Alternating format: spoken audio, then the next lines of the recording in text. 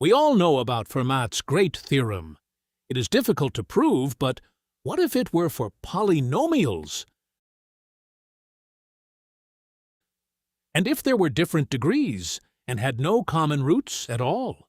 And you won't believe it, but to answer this question, we need the right polyhedra, although it seemed that the question was purely algebraic, and we will try to figure out why this happened. Before we start, subscribe to the channel so you don't miss new video. Algebra and geometry have always been close, and we know this from the Pythagorean theorem. By the way, this theorem is somewhat similar to the problem we are solving. For example, using the unit circle, it is possible to calculate solutions in polynomials, in the case when all degrees are equal to 2. To do this, it is enough to consider the intersection points of this circle and a straight line with a slope t, and then multiply by the common denominator. Let's try to improve our result and prove an analog of Fermat's last theorem for polynomials. To do this, we differentiate our equation and transfer the terms to different parts of the equation. Then there are two possible cases. Either one of the sides of the equality is equal to 0, or some inequality is performed on the degrees of the polynomials, because they do not have common roots by condition. However, in fact, if we order the degrees of the polynomials, it becomes clear that the second case is impossible. Then this means that one of these equalities is fulfilled, but it means that the derivative of the ratio of two polynomials is 0, which means they have common roots, a contradiction. So we have proved that for degrees greater than 2, there are no triples of polynomials satisfying Fermat's conditions.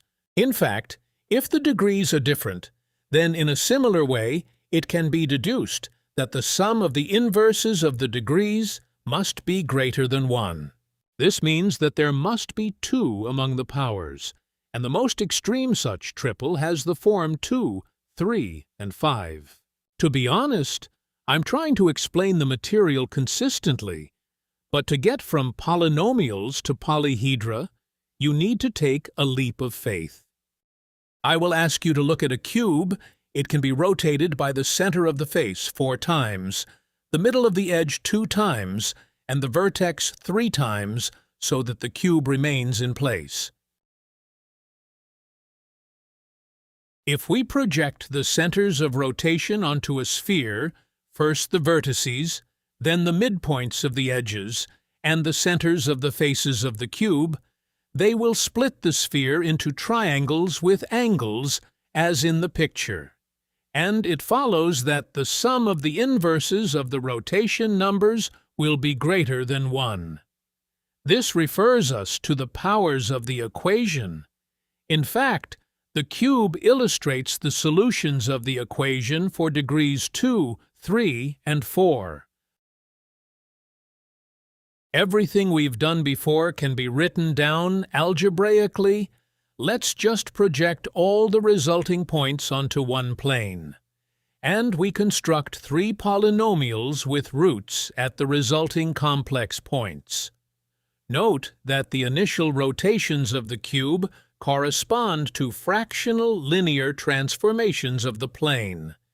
And during these transformations, the points merge into each other, and therefore, from symmetry, this fraction is equal to the constant in the midpoints of the edges.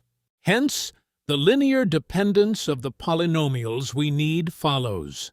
Everything we do applies to other regular polyhedra, and we can similarly get 3 polynomials for 2, 3, 5. So, we figured out the generalization of Fermat's last theorem for polynomials.